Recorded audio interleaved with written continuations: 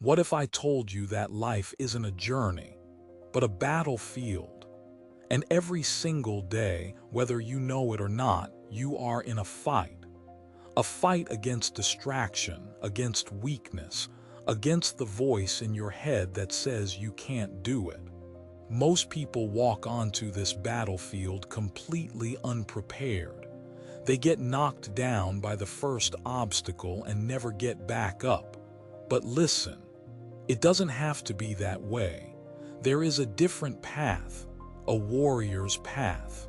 To find this path, we must turn to two of the most formidable minds in history. One, a 17th century Japanese swordsman who fought over 60 duels and never lost. The other, a 19th century German philosopher who waged war on complacency itself. Miyamoto Musashi, the legendary Ronin, and Friedrich Nietzsche, the philosopher with a hammer. They lived in different worlds, spoke different languages, but they shared a secret. They both understood the secret to the warrior mindset.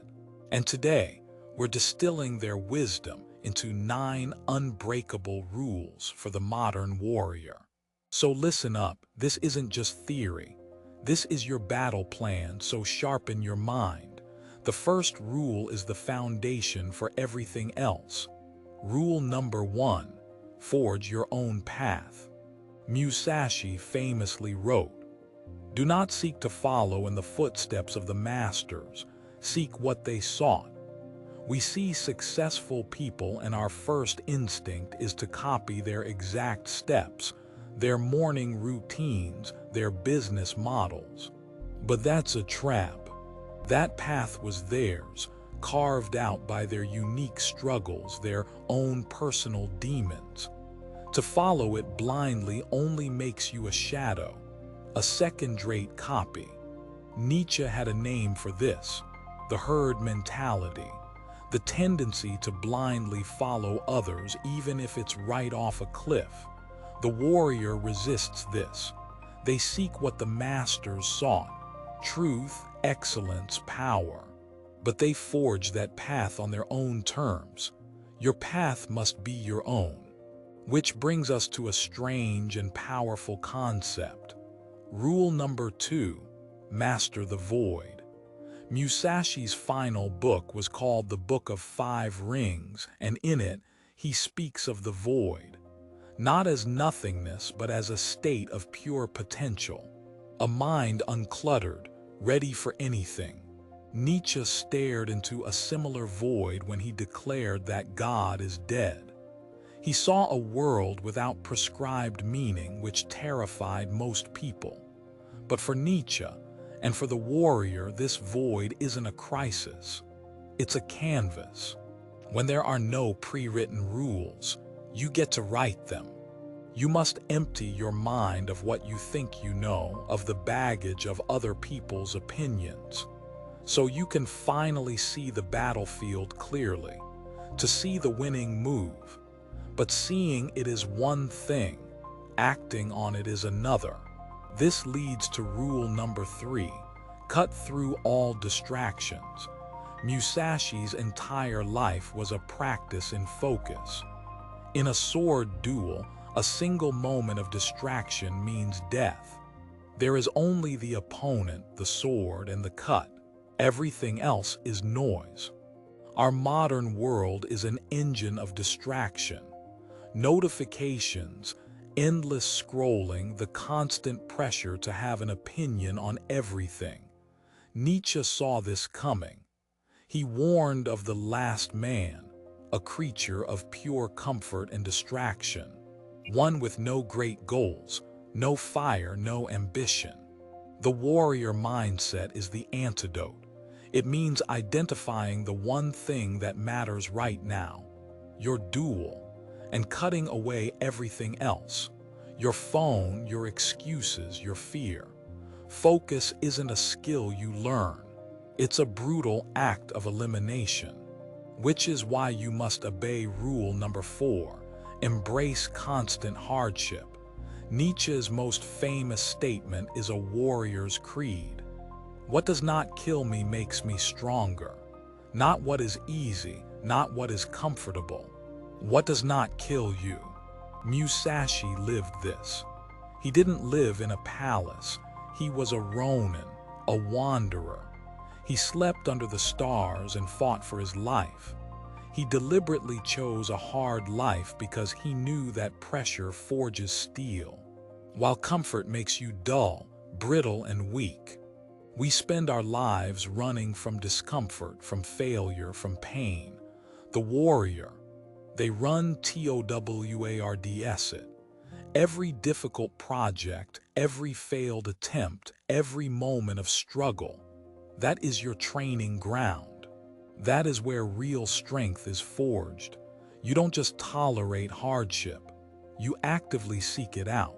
This path requires adaptability. So we come to rule number 5, wield 2 swords. Musashi was famous for his Niiten Ikiryu, the school of 2 swords. While other samurai trained with one, he mastered using both the long katana and the short wakizashi at the same time. This was not just a gimmick. It was a philosophy of radical flexibility. It gave him more options, more angles of attack, more ways to defend. He was never trapped by a single style. He was unpredictable and utterly lethal. Nietzsche demanded the same radical flexibility from the mind. Don't be just a scientist or just an artist. Be both. Understand cold logic and wild emotion. Be disciplined but also wildly creative. The modern warrior can't be a one-trick pony. You must be able to wield 2 swords in any situation. Wielding them effectively requires a unique perspective. This is rule number 6. See the big picture, act in the moment. Musashi stressed the importance of perception. You must see your opponent's strategy, the terrain, the rhythm of the fight, all at once, the grand strategy. But you cannot act in the big picture. The winning blow happens in a fraction of a second, in the here and now. You have to be fully present, reacting with instinct honed by 1,000 hours of practice. Strategic vision, but immediate decisive action. Nietzsche had a terrifying thought experiment for this: the eternal recurrence. Imagine that you had to live this exact moment and your entire life, over and over and over again, for eternity. Would you be happy with your actions? Would you rejoice in this repetition? This question forces you to make every single moment count, to act with purpose. See the long game, but win the instant. And when you act, you must be precise. Rule number 7, attack the weakness, not the strength. In a duel, trying to break an opponent's guard with a direct frontal assault is foolish. It's a waste of energy. Musashi taught to look for the gaps, the moment of imbalance, the opening in their stance. He would use psychology, timing, and angles to create a weakness, and then strike with overwhelming force. It's about efficiency, the path of maximum impact for minimum effort. Why fight your competitor on their home turf? Why attack a problem head-on when a smarter angle exists? Nietzsche did this with philosophy. He didn't just argue with old ideas. He kicked the foundations out from under them. He attacked their hidden assumptions, their moral weaknesses. Don't just work harder, work smarter. Find the leverage point, find the hidden weakness, and apply all your pressure right there. All these rules point to a single ultimate goal. Rule number 8, become your own master. Musashi was a ronin, a masterless samurai. He answered to no lord, no institution. His loyalty was to his craft, to the way of the sword. He was his own ultimate authority. And this isn't about becoming some kind of superhero in a cape. The Übermensch is a human who has overcome themselves. Someone who doesn't look to society or religion or tradition for their values. They create their own. The modern warrior doesn't wait for permission. They don't need a boss to tell them what to do or a guru to give them a life plan. They take radical responsibility for their life, their goals, their failures, and their victories. They are the master of their own fate. But there is one final master we all must face, death itself. And this brings us to the last and perhaps the most powerful rule of all. Rule number 9, die before you are dead. Now let's be absolutely clear. This is not about being morbid or suicidal. It is about achieving absolute freedom. The samurai code of Bushido held that a warrior must live as if they were already dead. Why? Because if you have already accepted the worst possible outcome, what is there left to be afraid of? A warrior who fears death will hesitate. The one who has accepted it moves with perfect clarity and purpose. They are free to fight with everything they have because, in a way, they have nothing left to lose. Nietzsche called his version of this amor fati, the love of your fate, not just accepting your life but loving it, all of it. The good, the bad, the triumphs, the tragedies, and even its eventual end. To wish for absolutely nothing to be different.